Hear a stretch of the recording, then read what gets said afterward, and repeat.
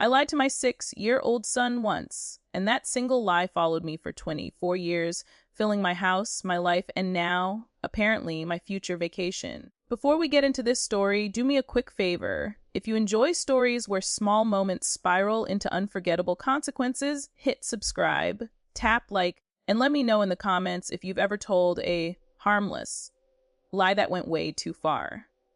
Trust me, you're going to want to hear how this ends.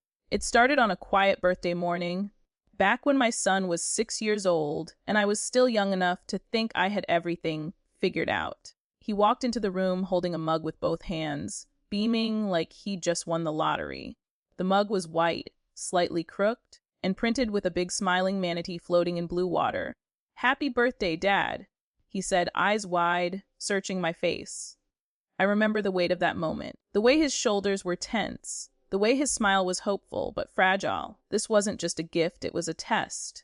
A 6-year-old's version of love wrapped in ceramic, and I failed it at first. I smiled, sure, but not enough. Not the way he expected. His face fell just a little, like someone dimmed a light behind his eyes. That tiny shift hit me harder than any insult ever could. My chest tightened. My mind raced, so I panicked. I grabbed the mug, held it up like it was treasure, and said, "Oh, wow, a manatee. You know what? Manatees are my favorite animals in the whole wide world." His face exploded into joy. Instant relief. Instant pride. He stood taller. He laughed. He hugged me like he'd just done something heroic. And just like that, the lie was born. At the time, it felt harmless. Sweet even. What was the damage in letting my kid believe he nailed my favorite animal? It made him happy. That was what mattered. Except manatees weren't my favorite animal. Not even close. I didn't dislike them. They seemed gentle, goofy, floating potatoes of the sea. But fascination? Passion? No. I'd never given them a second thought before that mug. I figured the lie would fade. Kids move on. Interests change. Right? They didn't. That Christmas, I opened my first manatee-themed shirt. The year after that, a calendar. Then a beer stein. Then socks. Then framed pictures. Plush toys. Keychains. Ornaments. Every gift came with the same look on his face. That hopeful, proud smile. The look of a kid who thought, "I know my dad." And every time I smiled back and doubled down. By year 5, the lie had roots. By year 10, it had branches. By year 20, it had completely taken over my home. Guests would walk in and laugh. "Wow," they'd say. "You really love manatees." And I'd nod, casually, like a man who absolutely chose this life. Inside, though, something strange was happening. The lie wasn't heavy. It wasn't eating me alive. It was comfortable. Familiar, it had become part of who my son thought I was. And telling the truth now felt impossible. How do you sit your grown child down and say, "Hey, remember that thing that shaped your gift? Giving for 2 decades. Yeah, I made it up because I didn't want you to feel sad." So I stayed quiet. Years passed. He grew up, I grew older.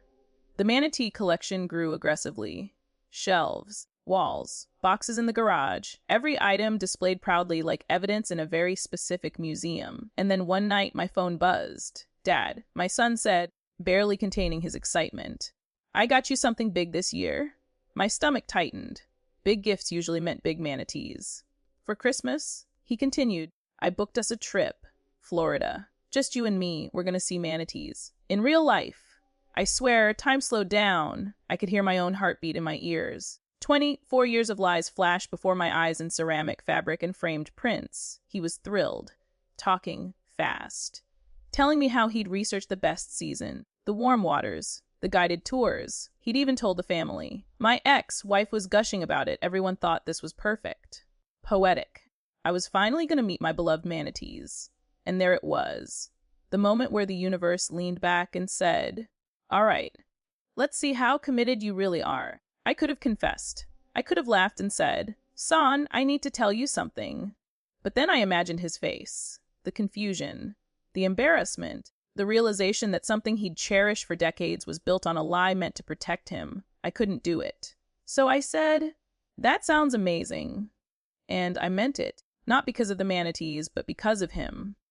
Here's the thing no one tells you about these situations. This wasn't about revenge in the traditional sense. No one was wronged. No one was cruel. But life has a funny way of turning our own choices back on us. And sometimes The only justice is seeing a long-forgotten lie reach its natural conclusion. The trip came closer, he called often. Shared articles. Sent photos. "Can you believe we'll finally see them?" he'd say. And every time I felt a mix of guilt and something else. Gratitude. Because my son loved me enough to plan this. Enough to remember something I said when he was 6 and carry it with him into adulthood. When we finally went, Florida was warm and bright. The water was calm. We stood together waiting, and then they appeared. Slow, peaceful, massive shapes gliding beneath the surface. My son looked at me, really looked at me, waiting for my reaction.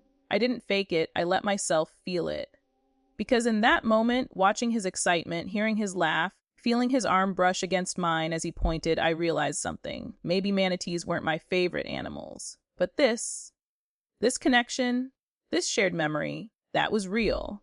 And in a strange way, the lie had become true, not about the animal, but about love. He never knew. He still doesn't. And maybe he never needs to. We had a wonderful time. We made memories. We took photos. And when people ask me now if manatees are my favorite animals, I still smile and say yes. Because some truths aren't about facts. They're about intention. And sometimes, the most satisfying revenge life delivers is forcing you to live inside the kindness you created. If this story made you smile, think, or remember a moment you tried to protect someone you love, hit like, subscribe, and share it with someone who appreciates the beauty of small choices and big consequences. And tell me in the comments what's the longest, harmless lie you've ever carried?